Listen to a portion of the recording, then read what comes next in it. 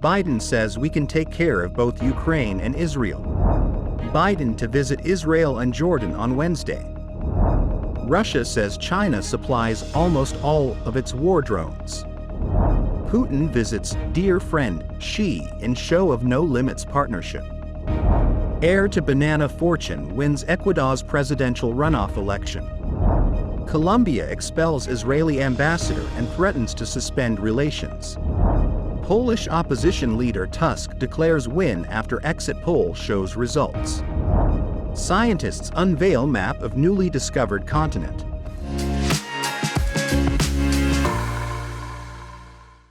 Hello, I'm Wade Lee. Thank you for joining us on Funday News.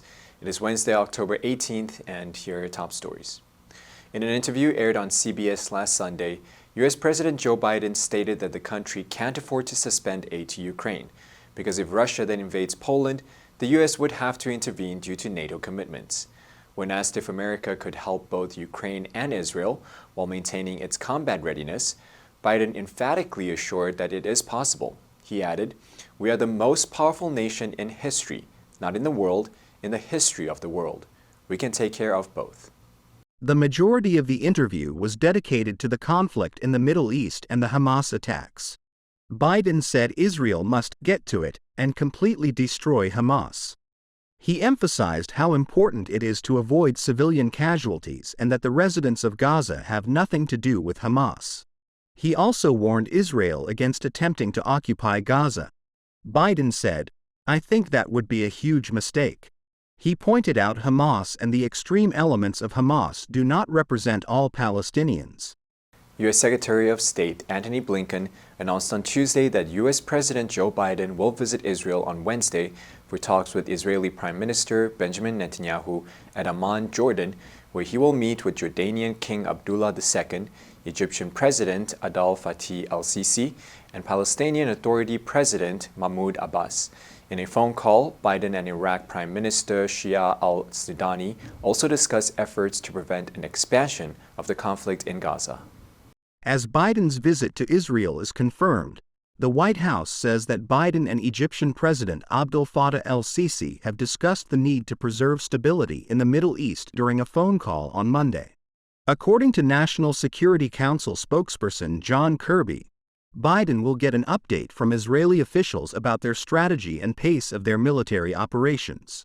He will also discuss humanitarian assistance to ensure we're all working together and make sure aid doesn't help Hamas but does help civilians.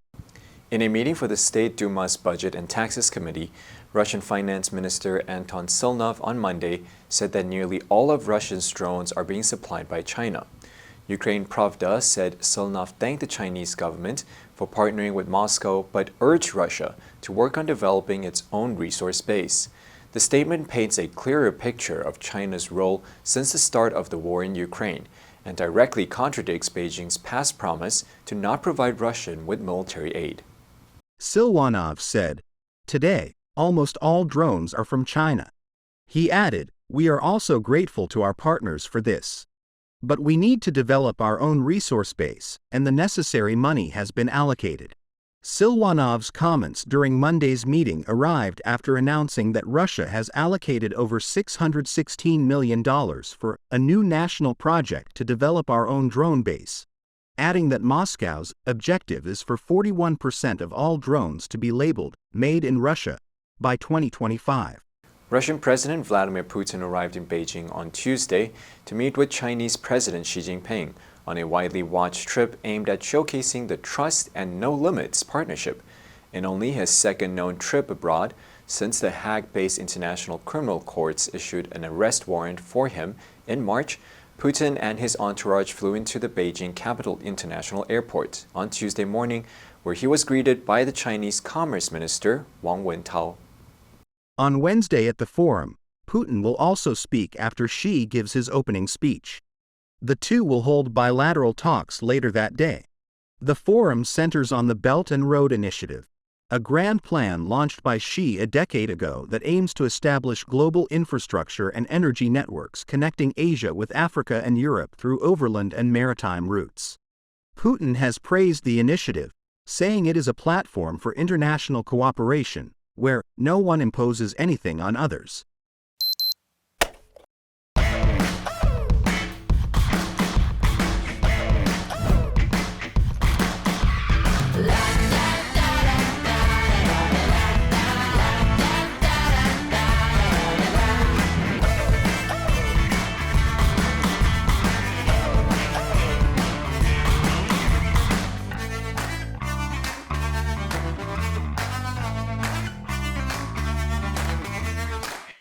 Daniel Noboa, an inexperienced politician and an heir to a fortune built on the banana trade, won Ecuador's presidential runoff election Sunday, with more than 97% of the votes counted. Electoral officials said Noboa had 52.1% compared to 47.9% for Luisa Gonzalez, a leftist lawyer and ally of exiled former President Rafael Correa. Gonzalez conceded defeat during a speech before supporters in which she also urged Noboa to fulfill his campaign promises. Noboa, 35, will lead the South American country during a period that drug trafficking-related violence has left Ecuadorians wondering when, not if, they will be victims. Their uneasiness has prompted them to continuously watch their backs and limit how often they leave home. After results showed him victorious, Noboa thanked Ecuadorians for believing in a new political project, a young political project, an improbable political project. His father, Alvaro Noboa, is the richest man in Ecuador thanks to a conglomerate that started in the growing and shipping of bananas.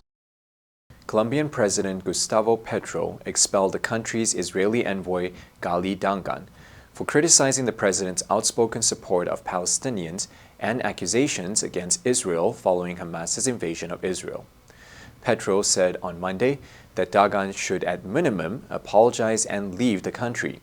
Additionally, Petro said that Colombia would suspend foreign relations with Israel, as Colombia does not support genocide.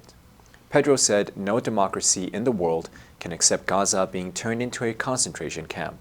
The Colombian president likened Israeli military operations to the Nazi persecution of Jews. Having been one of Colombia's largest arms suppliers, Israel cut off security exports to Colombia after Petro's remarks were made public. Israeli Foreign Ministry spokesman Lior Hayat slammed the Colombian president for expressing support for the atrocities committed by Hamas terrorists, fueling anti-Semitism, affecting the representatives of the State of Israel and threatening the peace of the Jewish community in Colombia. Polish opposition leader Donald Tusk declared the beginning of a new era for his country after opposition parties appear to have won enough votes in Sunday's parliamentary election to oust the governing Nationalist Conservative Party. The Ipsos exit poll suggested that Law and Justice obtained 200 seats, and the three opposition parties have likely won a combined 248 seats in the 460-seat lower house of parliament, the Sejm. The largest of the group is Civic Coalition, led by Tusk, won 31.6% of votes. That party, Law and Justice, has bickered with allies and faced accusations of eroding rule of law at home in its 8 years in power. It appeared that voters were mobilized like never before, voting in even greater numbers than when the nation ousted the communist authorities in 1989. Exit poll results pegged it at a record 72.9%. If the result predicted by the exit poll holds, Law and Justice got more seats than any other party, but not enough to be able to lead a government that can pass laws in the legislature. In 2017, scientists uncovered the existence of a long-lost continent called Zealandia. The newly found piece of Earth was discovered laying underneath New Zealand in the South Pacific Ocean.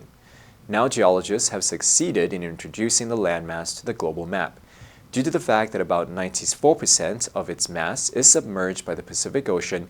The surviving 6% is what makes up the North and South Islands of New Zealand, New Caledonia Islands, and Stewart Islands. This continent has been undiscovered for the past 23 million years.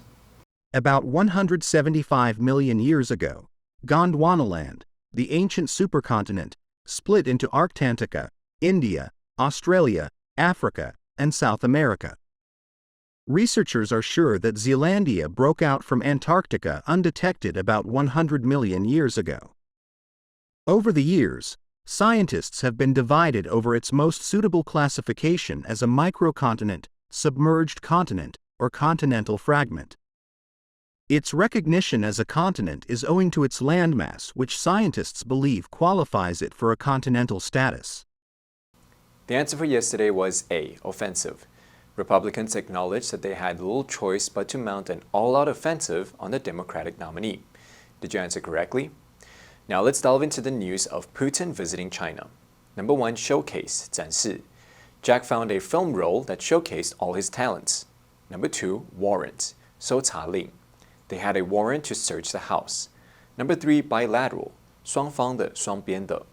The United Nations called for a bilateral ceasefire. Next, we have a multiple choice question for everyone to practice. Which answer would you choose? You can write your answer in the comment section. The correct answer will be announced tomorrow.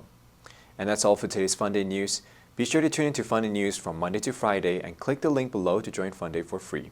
I'm Wade Lee, your host. I'll see you next time.